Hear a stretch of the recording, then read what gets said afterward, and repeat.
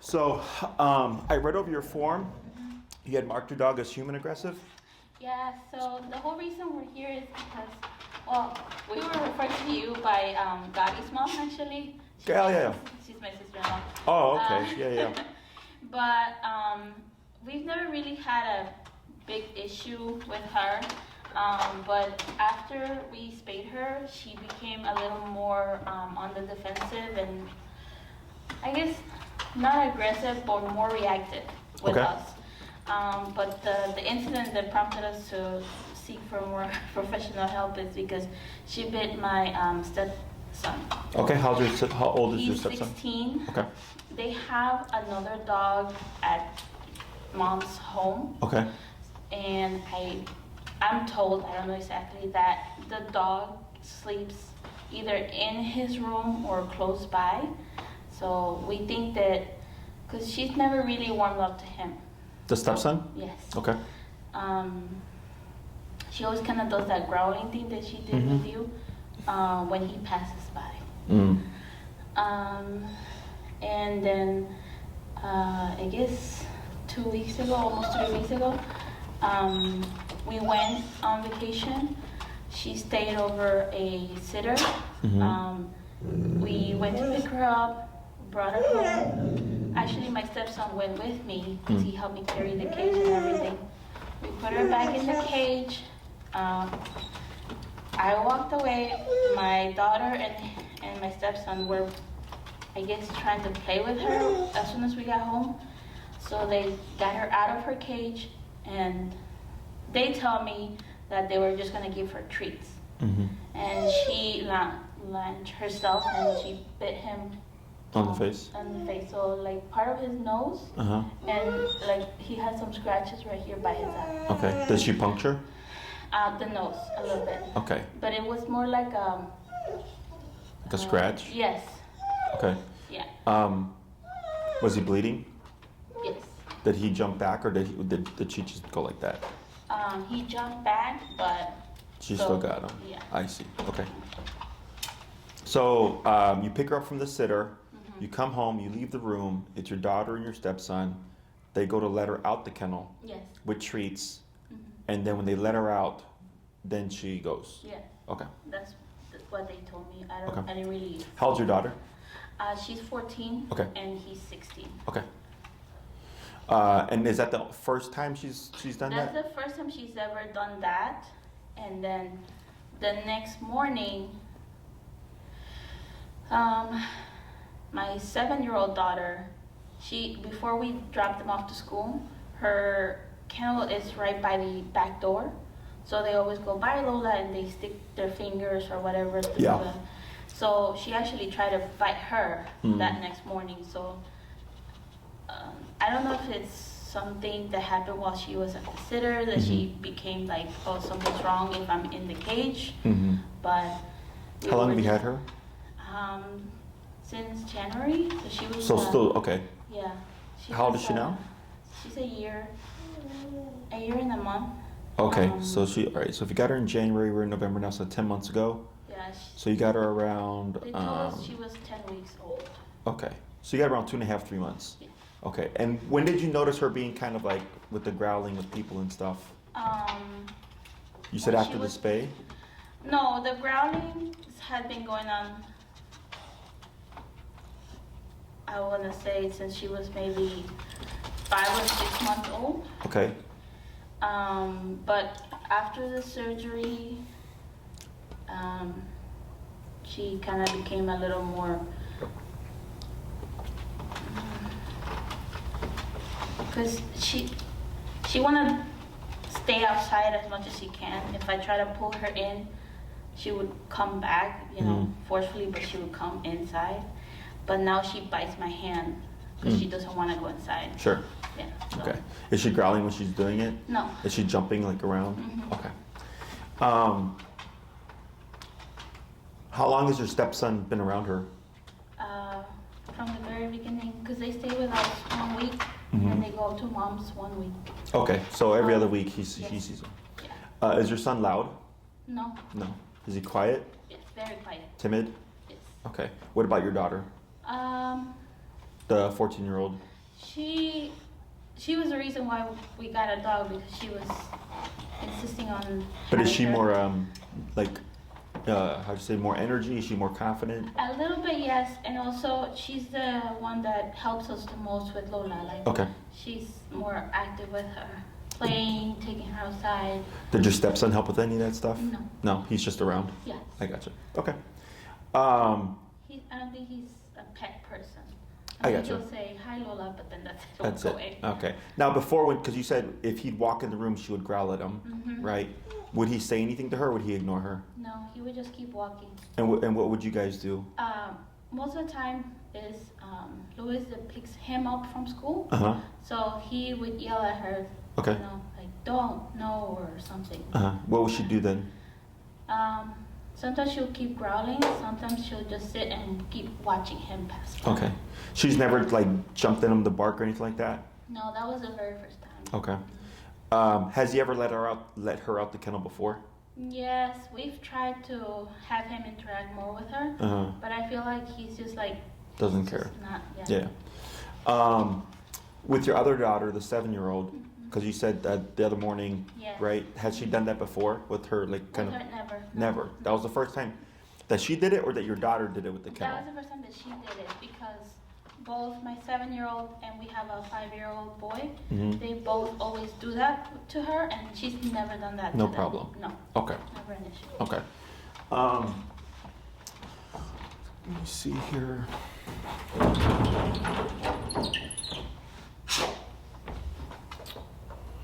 I'm gonna call my employee real quick. Mhm.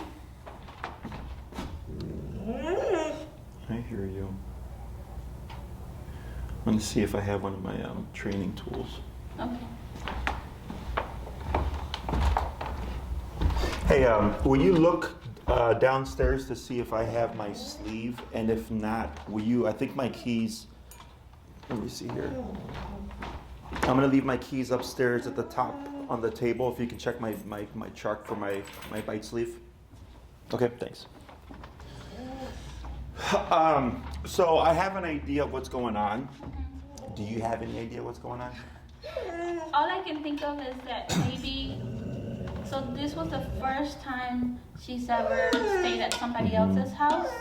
Because if we go out of town or we do anything, it's usually my mother and my father-in-law that stay with her, or they come to the house and come check on her. So, but this time we took our in-laws with us, so we had to find something. Yeah.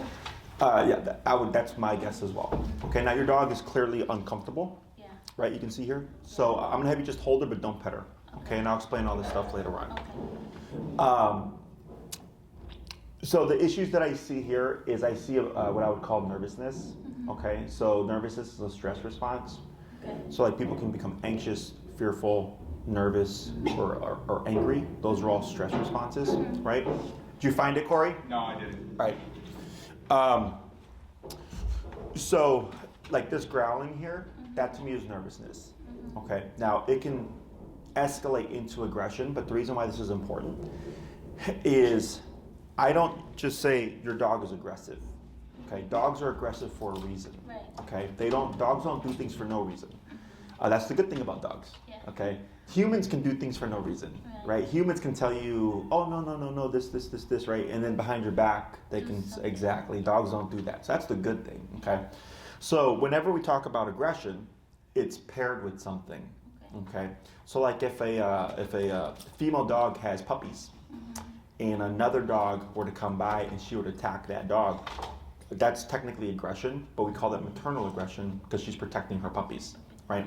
If someone walked into your home and she bit them, I would say that's territorial aggression because she bit them because they entered the property and she was protecting the property, okay?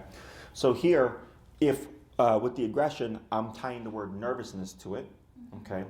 And what it sounds like is you have a nervous dog, clearly. I can see it right away. Her ears are back, the way she's sitting, she's unable to settle, like she's unable to relax, right? She's very uncomfortable, but she's not actively trying to attack me, right? And because I'm minding my business, but I have what's called a sleeve, and it allows me to touch the dog to see what is the dog gonna do, Okay, so we'll see what she does in a moment. Okay. But even if she bites the sleeve, I had to provoke it, right? She didn't go out of her way to try to attack me. Yeah. I get dogs where I walk in and right away they're just trying to attack me. I'm like, all right, well, clearly there's a problem here. But there's still something tied to it, okay? I agree. You've had her for a year, almost a year now. Yeah. You've had this behavior, but that's why I was asking, like, has she ever charged your son, your stepson, like, barking at him and stuff? And you're like, no, no, no. All this happened immediately after being left away from you while you went on vacation or whatever, okay?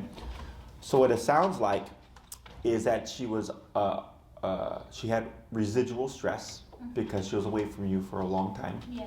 She comes back, because she's stressed, she's nervous, okay? Even though she's back home, she's still recovering from the trip.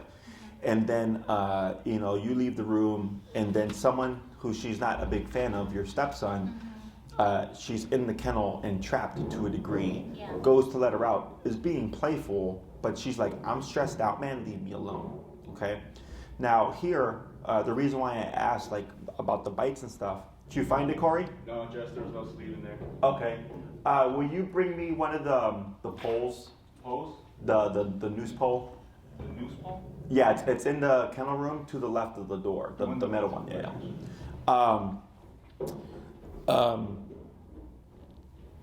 The reason why that's important is dogs are very good about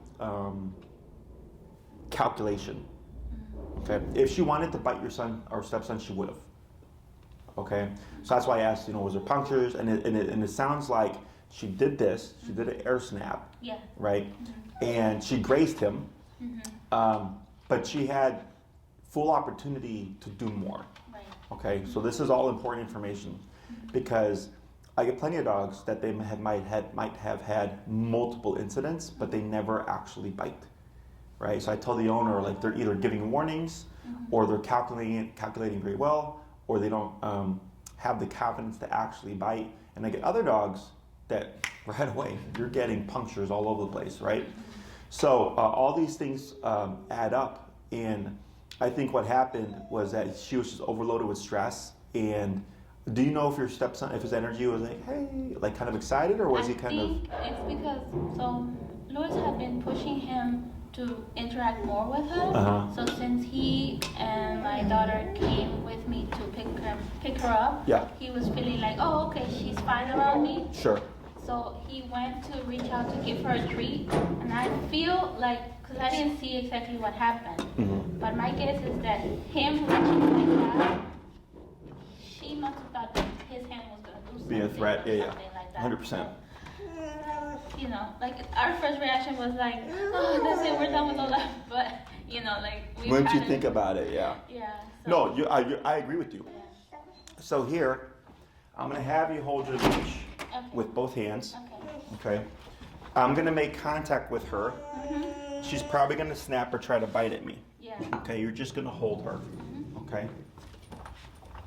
You good?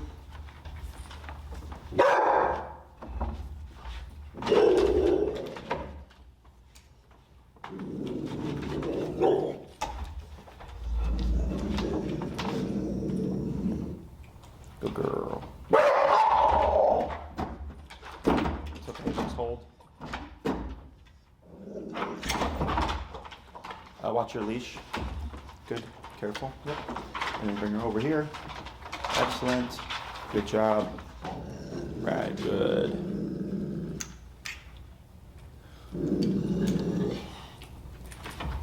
Good girl. Oh my goodness, good girl. Good girl, yes. It's okay. It's okay. Careful. Yep. You can sit down. All right. So, why do you think it's important that I do that? Honestly, I don't know. Because if she really has intent to do harm, she would have tried to attack the pole. Oh, okay. Okay, so your dog does not know that pole isn't me. Okay, it's an extension of me. So it allows me to touch the dog, and they think I'm touching them. So if she's going to be aggressive, she's going to do it.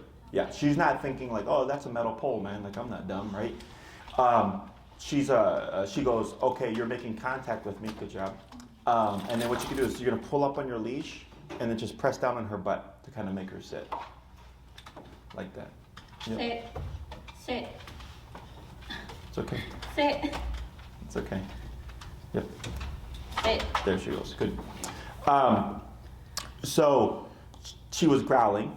The growling is her saying, I'm uncomfortable with what's happening right now. Okay. That's okay. Okay. And then I kept touching because the longer I stay there, the more uncomfortable she becomes. Okay. And then she did what? She bit it. Yeah. Okay. On a scale of 1 to 10, what do you think that was? Probably a 5. A 1? Oh wow.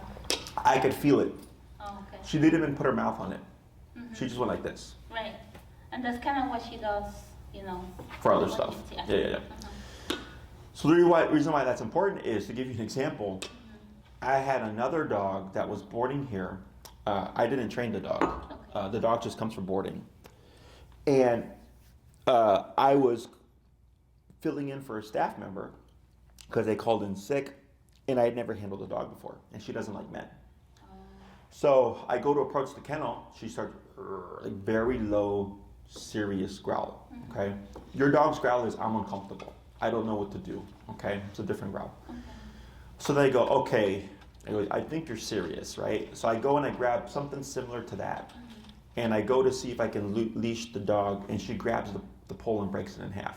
Ooh. Okay, I could feel it. It was like, and she pulled the thing out of my hand, right? And that was just me trying to put a leash over her head, right? So your dog, I felt nothing. Okay, she didn't even try to bite it. She just went like this, and then right away stopped.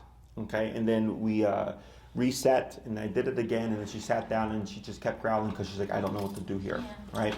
And you see how she keeps trying to climb up on you right now? This is what we would call the residual. Okay, the residual is the leftover stress. So I'm sure you've probably had something in life that like stressed you out, and then after it was done, you still kind of felt it. It's the same type of thing. Okay, so that goes back to earlier with the trip and stuff. Like all that, everything that you described is exactly what I would say happened. Okay, she was under a lot of stress. The things that normally don't bother her were bothering her because she was stressed, just like with humans. If I come to work and I have other things bothering me, and then something goes wrong here, I get more upset, right? Because it starts to stack. Right. It's the same thing for your dog, okay? So that allows me to evaluate, are you serious? Are you really gonna do something, okay? And it took a bit of prompting before she did anything, so that's good because it meant she was like, I'm not a threat. She tried to get away. You held her, and finally she's like, I can't get away. All right, let me try this. But then she's not really confident in being aggressive, so it wasn't anything. And it continued on, and she finally stopped, right? Yeah. So, I think what you your dog definitely has some behavioral issues, okay? Yeah. And I think what happened was you just had all the wrong things at the right time, Yeah. and then it provoked a bigger problem. Okay, is that all making sense? Yeah, totally. Questions so far? No, I'm kind of following with the situations. So. Okay. What is your goal with the training? What do you want to accomplish? Well, first of all, I would like for her to be a little more obedient with me. Okay. She spent majority of her early days with Lewis because his schedule was a lot more flexible than mine. So when we first got her, he was basically the one with her almost all the time. Okay. So she has a tendency to listen to him a lot more. Mm-hmm. And just recently, like after we moved to Elmwood Park, that's when like I've been around her a lot more. But she kind of sometimes listens, but it's like this. She kind of does whatever she wants to do. Yeah. So you got the obedience stuff. Yeah. Uh-huh. We understand why the whole thing happened after we thought about, Mm-hmm. So, like you said, I don't think that she was aggressive just because. So, I guess have her be a little more comfortable around other people without her having a strong reaction. And be able to have her like stay at like a they dog. Yeah, like care, to get some like to take her somewhere. Yeah, because I don't want to have any issues down the road, basically. And you said that was the first time she'd ever stayed anywhere, correct? Yes, that's the very. And did they have any problems with her? No, she told me everything was fine. The only thing is that the person that watched her had another dog there too, and it was a young dog, 2 years old, but way bigger than Lola. He was a mix of German Shepherd and Great Dane. He was like twice the size, so I don't know if that created an issue for her because she's never been around. Oh, I mean, dogs. she could be more uncomfortable for sure. Yeah. So, Okay. So, I'm sure they told you like with Gotti, like how we train and what we use, right? We use the collar and everything, the e-collar. yeah. Are you familiar with the e-collar? A little bit, because after the incident, Louis went and got one for her. Okay. So he's been using it. Okay. I want to say maybe once or twice. Was he using like a vibration, a sound, or the actual shock? I think the shock and the sound. It has a. Okay. Yeah. Yeah. So we want to be careful because, especially with these behavior cases, it can make the problem worse Yeah. if the dog doesn't understand what's going on. happening. Exactly. Yeah. Okay. So, so yeah, the e-collar, the ones that we use, just so you understand, they're called muscle stimulators. So if you go to a chiropractor or physical therapist, they have the machine that kind of moves the muscles. Yeah. Okay. It's the same technology. Okay. So it's not electricity running through the dog's body. Like a Just a stim. vibration, yeah. Exactly, similar. So the reason why we train with this tool is because right away you get off-leash control. Meaning if she's Lola, right? Yeah. If Lola is growling at your son and you're across the room and you press the button, you don't need to have the leash on. You can correct her even if you're across the room. Okay. And they go up to a mile depending on the model in terms of range. Okay, which is obviously more than enough than the average dog owner. And I like to think of it as a bite on a button, so Lola's giving you a very good example. When your son made her uncomfortable, what did she do? She growled at him. And then she restored her. correct, right? Now she didn't fully bite, right? But she grazed him, and she told him like, "Hey, if you don't respect my boundary, I'm gonna correct you," right? Yeah. So dogs are physical creatures. They nip and bite each other as a form of communication. Okay, it's perfectly normal. It's natural.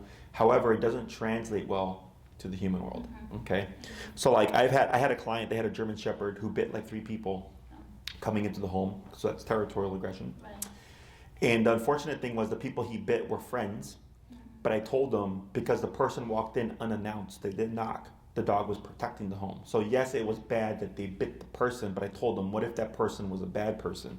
And they said we would be happy. I was like, exactly. But your dog doesn't do that. Your dog doesn't. Your dog goes, you normally knock.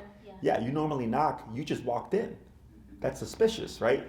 So they used to let him play with the kids a lot, and I told them to stop doing that because I said sooner or later something's gonna happen, and he's gonna bite the kid. And they didn't listen to me. And then down the line, the dog was chewing on a water bottle. Like one of the kids, because they thought garbage, went to take the water bottle, and the dog bit the kid in the face. And so when I showed up and everybody looked sad and angry, I was like, what happened? They're like, well, the dog bit a child. And I said, tell me what happened. And then he said, well, he was chewing on a water bottle. The kid went to take the water bottle. The dog bit him in the face. And I said, how bad was it? And they said, it's just a little bruise. I go, okay. So that's a correction. That's not aggression. Because he was saying, this is my water bottle. You're just a puppy. Yeah. Right?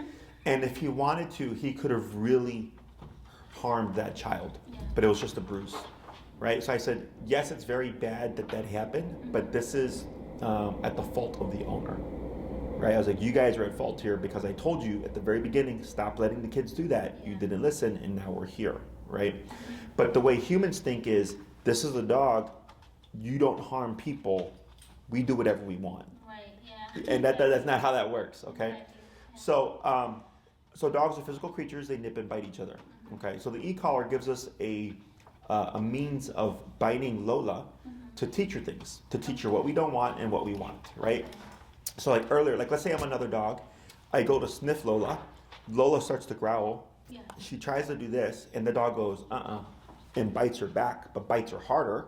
Now Lola goes, okay, you can sniff me, right? Because she tried to tell him you can't do that, and the dog said, yes, I can. That's how dogs operate, okay? So here, I cannot make your dog unnervous, okay? You have a nervous dog. But I can teach you how to handle and live with the nervous dog, and how to teach your dog how to handle her nervousness better, okay? So it's okay to become stressed, right? But how we handle the stress is not okay. Okay. So for example, I get dogs that lunge and bark on the leash, right, at other dogs or people. That's not okay. But the dog perceives them as a threat. Okay. They don't understand the world like we do. So I told the owner, that's okay, but it's not okay that they're lunging and barking. So we correct that behavior. The dog goes, I can no longer lunge and bark. What can I do instead? Right? So sometimes they'll see a dog, and what they'll do is they'll walk to the opposite side. So they're giving space. So they're saying, I'm uncomfortable here, but instead of trying to attack it, I'm going to be avoidant and give space, right? That's healthier. And then eventually we keep training, and the dog can walk past the dogs, and then there's no problem, okay? But the dog still perceives the other things as threats. They just learn how to handle it better, okay? The obedience stuff is easy. I'm not worried about obedience, okay? It's always the behavior stuff that's a little bit trickier because every case is different. And again, like we're not fixing the dog. We're helping her how to handle stress better. Yeah. And then, like here, right now at my facility, it's probably the weekends are slower, but during the busy days, you get 50, 60 dogs here, and it's quiet. Okay, so there's like probably 30, 40 dogs downstairs right now. Yeah. Okay, they're playing, they're on treadmills, they're in the kennels and stuff. It's all quiet. Yes. Because we have a structure, right? And because we reinforce that structure on a regular basis, it's quiet. And we get the occasional bark and the occasional whine, but it's not 40 dogs barking at the same time. Like across the street. Exactly, like across the street. And that's most daycares. Yeah. Okay. So, but because we operate in a way the dogs understand and are comfortable with, we're able to create this kind of harmony. Okay. So that's what I essentially teach you. Yeah. Okay. And that's ultimately what I want. I just want her to be okay. Since it's our very first family pet, we have no knowledge of like how to handle it. So I guess it took that one incident to be like, okay, this is an issue. Yeah. So, and this is nothing that I would say that you did wrong. So don't blame yourself. This is genetics. Okay. Most of the time when we see behaviors, it's genetics. But people tend to attach things and they go like, oh, the dog was abused. You know what I'm saying? So like I had a dog that I trained, it was a Doberman, and she had stab wounds and bullet holes, like bullet wounds. Okay. She was clearly abused. Yeah. And when he first rescued her, she didn't like people, she was growling, all that stuff. And then I told him, same thing. I went to touch her, she didn't do anything. Yeah. And I said, your dog's not aggressive. I think because she was in an abusive environment, she's just very distrusting. So once we addressed everything, now he takes her around kids, she goes to parks, you know, he moved to Florida, but she does a lot of like very social activities because she was a social dog, she was just in a bad place, and then so she was in a bad place, but once we took her out of that, she's like normal, okay? In your case, because you have a genetically nervous dog, that's why I said we can't change that, but we can help her handle it better, okay? Getting her more acclimated with your stepson is realistic, but it does take effort, okay? If he's just like, I really don't want to, and if this has created distrust on his part, it makes sense. I've seen this before. I'm not too worried about it. Okay, now what can happen is once we get her in a better place and she doesn't growl at him or stops to growl at him and starts to open up to him, then he might see like, oh, okay, like you're changing now, and then he might come out, right? But I've learned not to really press things too much, because if he's like trying to pet Lola and he's like this, right? She sees that. Now I see it and I go, your stepson is scared because she bit him in the face, and that's why he's doing this. She goes, you're acting weird. And I don't know why, even though she's the one that bit him. She doesn't understand that. Okay? is now it creates a feedback loop where he doesn't trust her and she doesn't trust him. And then things just continue to go south. Exactly. Okay. So, any questions about that stuff? No, I totally get it because Louis was trying to like push them after the whole thing. Oh, it's because you can't be scared of her. You gotta show her that, you know. And so I was like, you know what? No, just let's wait until the appointment because I honestly don't think, like, you can clearly see that he's uncomfortable after the whole situation. Yeah, and he's 16. Yeah. He's a kid. Yeah. Right.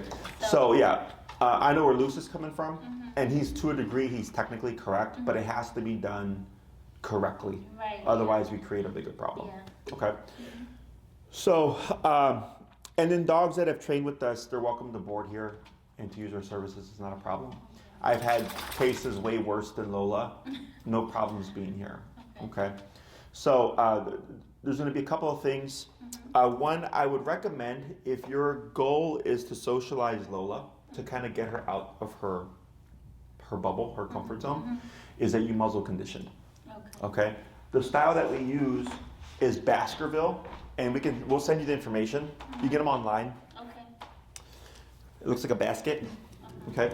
The reason why this is important is it allows you or allows us to press Lola without really worrying about if she's gonna bite somebody.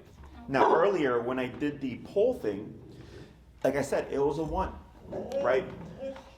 But your stepson won't know that. And even if I tell him it's okay, it's a 1, like he's still gonna be scared, right? And anybody, it's funny because people will pet your dog with no permission, no problem. But the moment you say, hey, can you pet my dog? There's a problem. Because they always go, why? And they're like, oh, you know, she's kind of nervous with people. We're trying to socialize her. They go, right there. It's funny. They'll pet their dog, no problem, without asking. But the moment you ask them, why? Okay? So the muzzle allows you to press things comfortably so that you're not like, what's going to happen, right? Or if things go south, what's going to happen? It's a part of the process. Unfortunately for dogs, like I can't tell Lola, biting people is bad. Right. We can't do that, right? For a dog, they have to attempt the behavior, and when they make the attempt, we correct it. And then she learns, okay, I tried to bite, but then I got bit for trying to bite. Okay. What happens if I don't do anything? Nothing.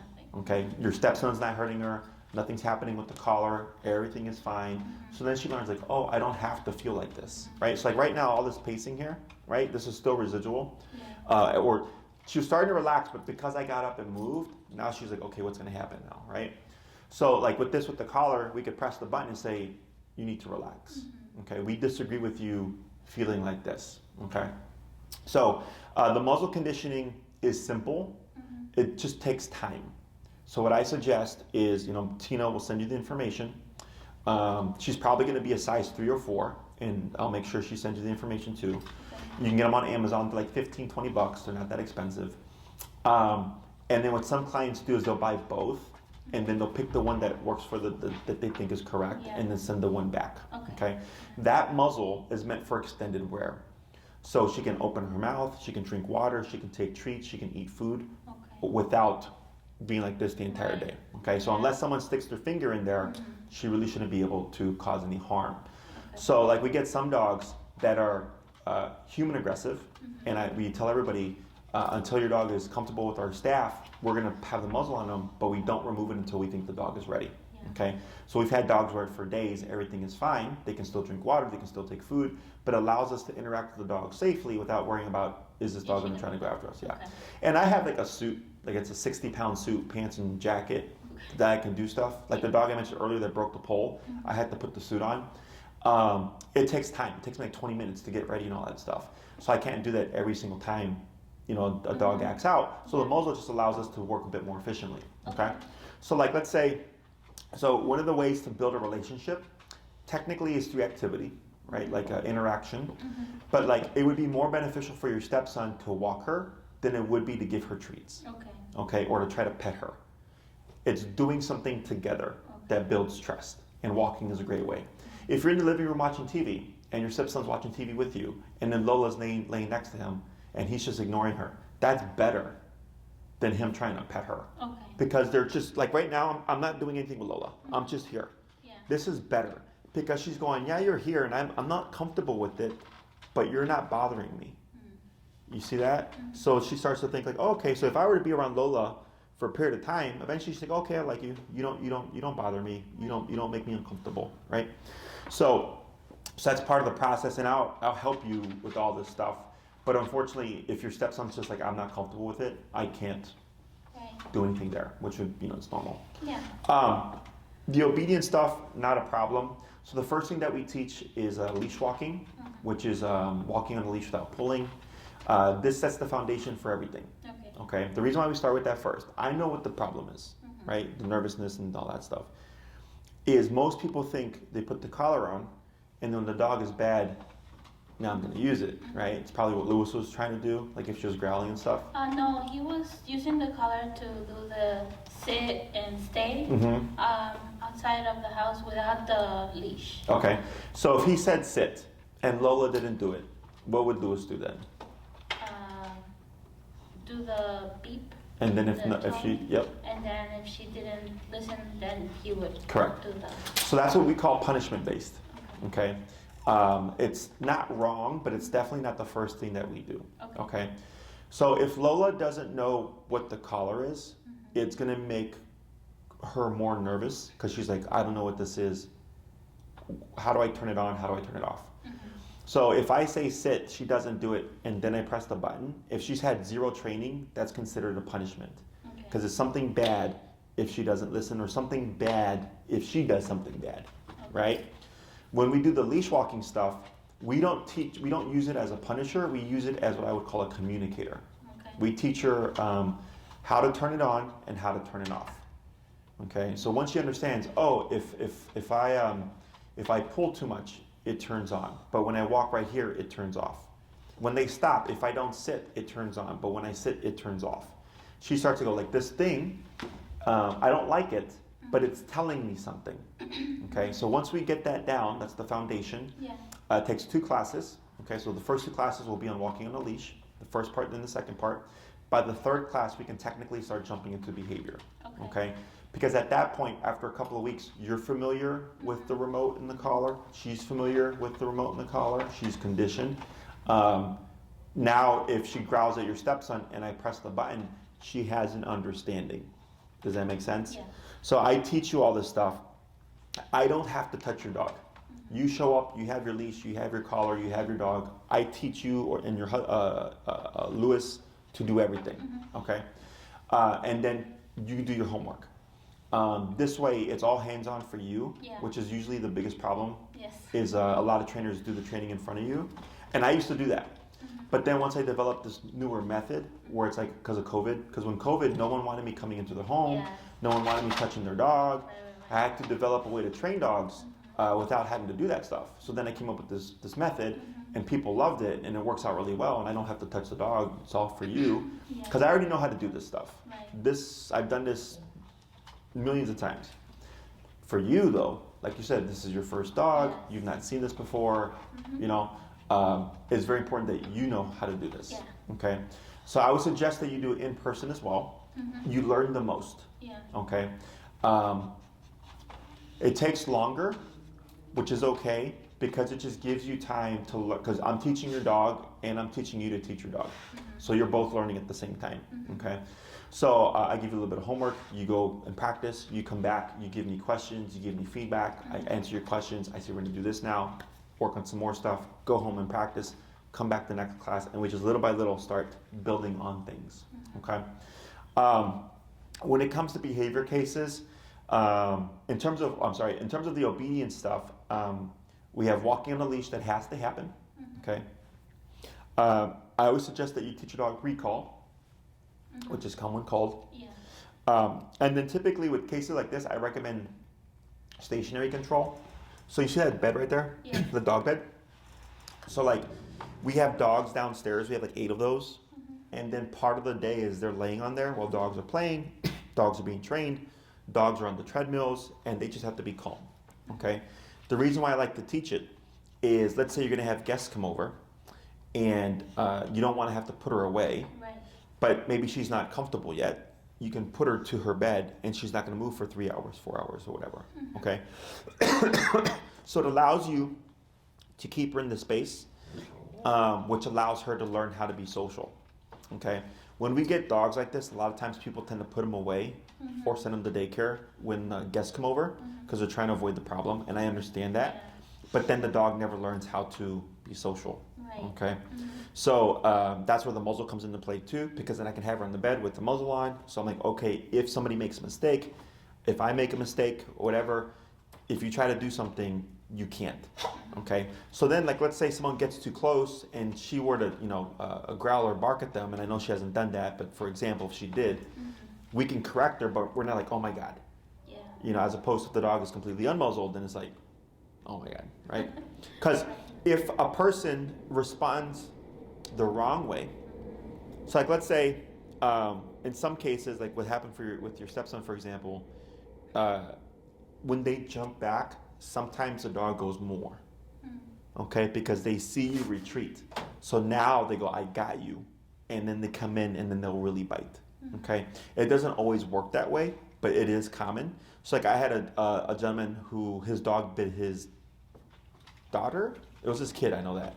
Somebody came over, the dog was uncomfortable, the daughter started petting the dog to soothe it, and the dog turned and jumped, and then the daughter, it was a little girl, she screamed and she jumped back, and then the dog even more came in and bit her, right? And I told the guy, he's like, he had never done that before, and I said most likely it's because when she responded, the dog instinctually just moved forward, okay? So, so things like that. So the muzzle just helps you push her behaviorally, but just be not as worried. Okay. Yeah. In terms of how long I would recommend probably 9 classes, no less than 6. Okay. If you do 6, we're really kind of squeezing it. So it's 1 day a week for an hour. Okay. Usually week after week after week. If you do a longer program, there's probably going to be a gap. Okay. So the first 2 classes are going to be on heel. By the 3rd class, we can already jump on the behavior. Okay. Once you understand behavior, it's easy. So like I was raised old school. Okay. I was spanked. If I didn't do my homework, if I talked back to my mom, if I didn't do my chores, I got spanked for everything. Okay. It was one correction for everything. Dogs are the same. If she doesn't like a person in her space, if she doesn't like a dog jumping on her, if she doesn't like someone poking their fingers through the kennel, bite, bite, bite. It's the same thing for everything she doesn't like, right? So for the training, it's similar. I don't like you growling, bite, right? I don't like that you're not listening, bite. I don't like you jumping on the counter, bite. Okay? So once you understand it, it's like, oh, okay, now it's just practice it, okay? By the 4th class, I'd most likely then want to teach something like maybe stationary control or recall. Okay, so then we shift gears, but you can ask me questions. Okay, so you come back class 4, and let's say you decide, you know what, Jesse, we did the behavior thing, we'd like to work on it a little bit more. I go, okay, sure, what do you want to work on? And then as long as we can work on it, we'll work on it. In some cases, we might need something. Like if you're like, oh, like she, growled at my stepson again or whatever, and she wouldn't stop growling. Well, we would need your stepson to be present then so that I could try to recreate it, okay? But after the first 2 classes, it really doesn't matter what we do, okay? I have a general layout, but sometimes the owner's like, this is more important for me right now. And I go, not a problem, we'll cover that right now, okay? So I would put 2 on heel, 1 or 2 on behavior, 1 on come when called, 1 on go here and don't move. Okay, so that puts us at 6. So if you do the shorter program, after that we're pretty much done. You're always welcome to ask questions, but if you happen to need another class, you'd have to purchase another class. If you do the 9, it gives us a little bit of a buffer. So that let's say you need more classes, or maybe you want to learn how to have people come over, or how to socialize her with people correctly. We have classes, we have time to do that. If you do a longer program and then you get to the class 7 and you're like, Jesse, this is great, like we don't think we need 8 or 9, you're welcome to convert the classes to credit, and then you can use it for daycare or boarding or whatever. Okay. It's happened to clients where they'll buy a long program, and then we get everything done in the shorter time, so they just convert it to credit, and then they can use it for other stuff, so they don't lose out on the money or whatever. Okay. Some clients like to pocket them just in case something happens in the future. They don't expire. As long as you tell us, like, hey, I'm going to save these, we're good, no problem. Okay. It's rare, but it does happen where we have people that just don't respond to us when we're trying to book them and stuff, and we're reaching out, and they go, if that's the case, then your classes are expiring because we're trying to contact you. And you would think like you spend so much money, like why would you do that? It's rare, but it does happen. Okay. But yeah, as long as you let us know, it's not a problem. The collar that I would recommend for your dog runs around $340-ish with tax. Okay. Now I know Lewis bought one on his own. Yeah. Chances are it's probably not a good collar. Okay. Yeah, I think he bought it at like PetSmart or something. Yeah. It was like 140 or something. Yeah. Those are not good collars. Oh. Okay. Yeah. They, I think they sell the PetSafe collars or something like that at PetSmart. They have like, I think 10, maybe 20 levels. The difference is our collar has 127 levels. Okay. So think of 20 and 127 is the same, but I have 107 more. In between. Exactly. So I can really fine tune it. But for Lola here, if 11 is too high, but 10 is too low, now you're stuck. Right. Okay, so ideally I don't want the dog like yipping and yelping. Sometimes it happens. It's rare, but it happens. We want to be able to fine tune it specifically to what's going on. Okay, and I help you with all this stuff. Yeah. They're expensive, but they last a really long time. I had my collars for 10 years before I had to replace them. They're fully waterproof, both the remote and the collar itself. Okay, so it's a very good, a very good investment. They do come with a 1-year warranty. The most common problem that we see is the battery dies. It's like a cell phone. So the batteries you can replace. They're like $20, $25. It's very easy to replace it on your own. I've replaced a few myself. That's the most common thing that we see. If your warranty is expired and like you drop the remote, sometimes it can mess up the dial. You can send it to them and they'll say like it'll be $40 to fix, $80 to fix, and then you say yes or whatever. They'll fix it. They'll send it back. So you always have the ability to repair it. It'll just come with a fee, but you're not having to buy a whole new one every time. Okay. Question on any of that stuff? No. So we just need the muzzle and the collar. Correct. To get started. Correct. So the muzzle, I would say start that process right away. Okay. Sometimes it takes 2 days. Sometimes it takes 2 months. The reason why I say start as soon as possible is because this happens a lot where I'll tell the client start now. They start the training and everything, and then it's like, okay, we need the muzzle now. And they're like we didn't do it. And I'm like, all right, well, we can't do anything until we have the muzzle. And then they have to stop the training, get the muzzle, condition the dog, and then 2 months go by. Or sometimes the owners, they just stop. Because I don't know if they get lazy or if it's too much work or whatever. So I would suggest do it now. So that this way, by the time we need it, we're not delaying anything. We can just go right into it. Okay. If you're like, hey Jesse, we've been conditioning her for the past month or so, she just doesn't like it. Then we do what I call force conditioning, where we use the e-collar to make the dog tolerate the muzzle. Okay.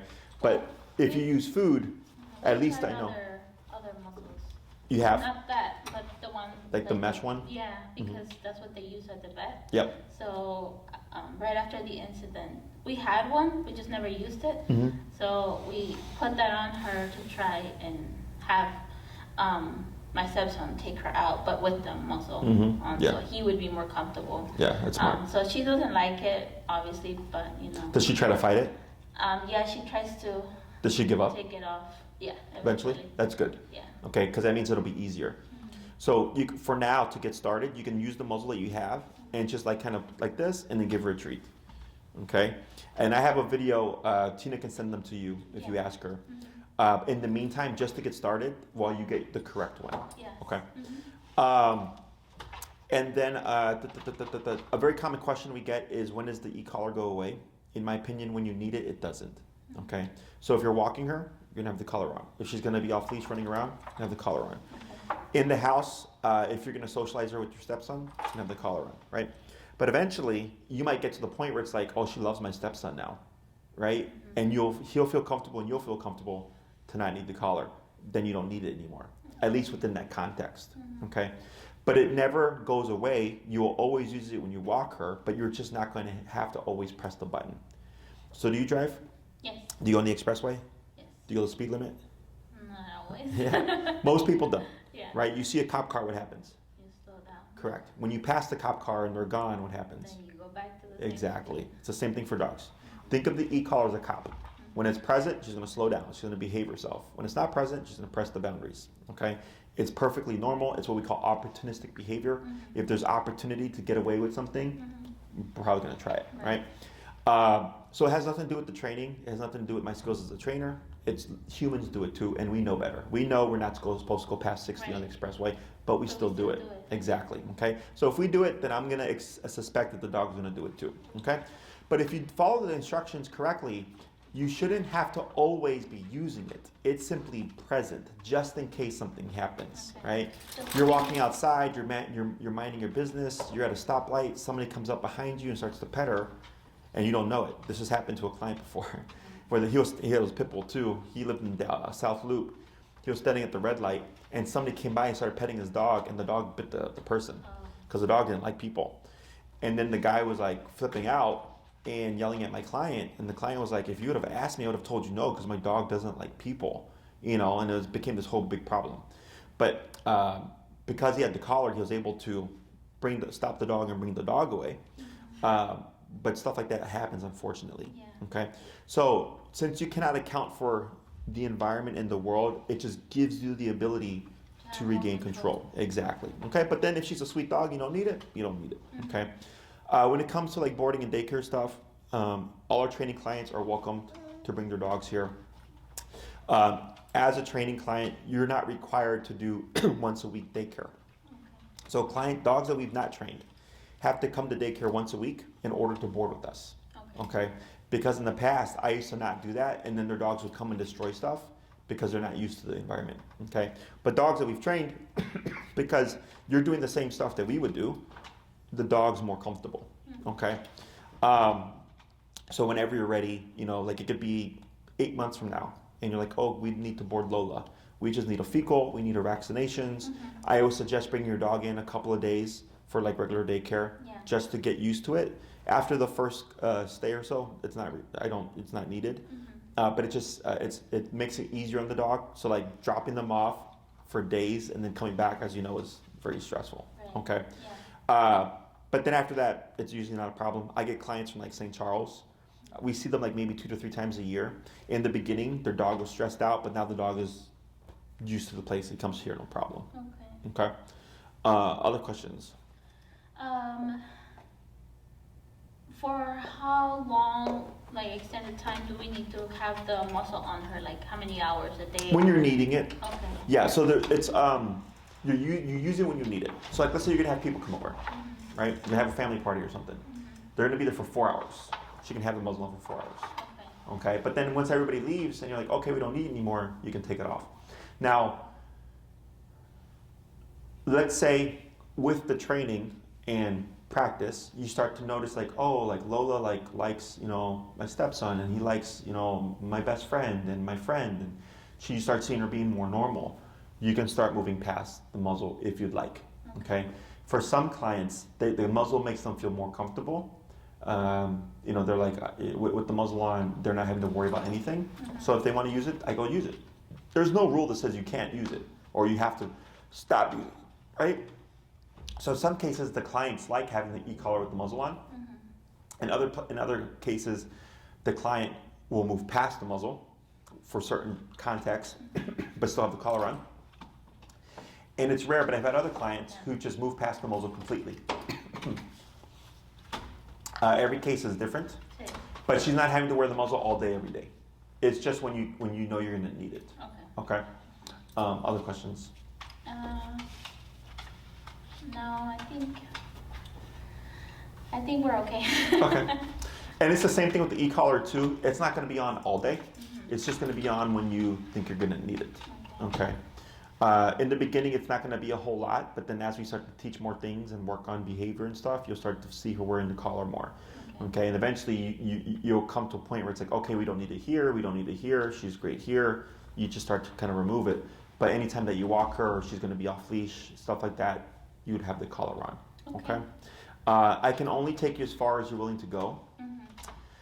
I don't suspect that this is going to be bad or whatever, but the e-collar is a stressor. We always start low, we work our way up. But sometimes, because she's a nervous dog, they get stressed out. They'll pee themselves, they'll poop themselves. We have to work through that, otherwise we can't make any progress. Okay. It's very rare, but it does happen. But I like to tell people that, Because if you think to yourself like, oh, I don't want to do that, then I may not be able to help you. Yeah. I don't want you to sign up and then it happens. You're like, oh shit, well, I can't do that, and I go like, well, I can't help you now. You know, like so I like to get all that stuff out the way. Makes sense. Yeah. I don't want to BS anybody. Yeah. It's work. It's once you understand it, it is straightforward and easy. Mm-hmm. But emotionally, it can be hard sometimes because you see your dog going under stress. But we need to teach her how to handle it in order to actually make any progress. Yeah. Okay. We have training videos on my website. Did you watch any? I watched some of the like the introductory videos of like what you work on, like the first consultations that you do with like behaviors. Okay. So that's the whole reason why we kind of decided to step back on the pushing the subject with my stepson. Sure. So, Okay. yeah. So on my website, canineperspective.com, on the homepage, if you go up a little bit, you'll see a picture of a pit bull like smiling in the sun. Mm-hmm. It's a really good video to watch. Okay. Because I explained the e-collar and I'm using footage from the training as an example to just kind of help you understand. So like the dog was lunging at dogs and people, and then at the end of the class I'm touching her and she's fine because she was just overly stressed. So she wasn't human aggressive, she was just stressed. Okay, I think she might be chewing on your shoes there, or the leash. But it's nice just for you to kind of see and understand like, okay, this is what Jesse was talking about. Other than that, it's pretty straightforward. So I would recommend that you do 9. Okay. Because it gives us time. It can always be converted to credit. Yeah. If you do 6, we're just really trying to squeeze stuff into the 6 classes. So then if something ends up being a bigger problem than we anticipated, you might end up finding yourself like, oh crap, now I'm going to buy more classes, okay? And then we don't prorate programs. So if you buy 6 and then buy 3, you pay more money because you're paying the cost of 6 and then 3. If you commit to 9 up front, it's cheaper per class, Yeah. okay? But it's completely up to you, but I would do no less than 6, okay? 9 is what I recommend, but no less than 6. Okay. And then Tina will give you all this information as well, okay? Anything else? So you work on the videos for now to help start with the training? With the muzzle muscles conditioning? and Yeah. You can start booking your training, Yeah. but already start the muzzle conditioning too. Okay. So by the time we need it, because there's going to be Thanksgiving next week, and then we got and I'm out of town Christmas through New Year's. Okay. And with the gap, it's not going to impact your training. Okay, people always get worried like, oh, I'm going to be gone. We're also, not gonna be. Sure. So Yeah. But once you start to understand it, Yeah. it just gives you time to work on stuff. Yes. And then when I see you next, I go, okay, where are we at? Okay, so it's not a big deal. Okay. So you can start booking your lessons, like get on the schedule, but already start the muzzle stuff. Okay. Okay? Okay. Anything else? How about the e-collar training? Just work on what's on the videos? Oh, don't do anything with the e-collar. No, nothing, Yeah. just the muscle. Correct, just the muzzle. Okay. Okay. I will work with you with the e-collar stuff. Okay. And to tell Lewis to stop using the one that he has because I don't want him to. Confuse her. with Correct, that. because the way that I teach and the way he's probably using it is going to be completely different. Yeah. Okay. Okay. Awesome. It was a pleasure meeting you. Thank you, same.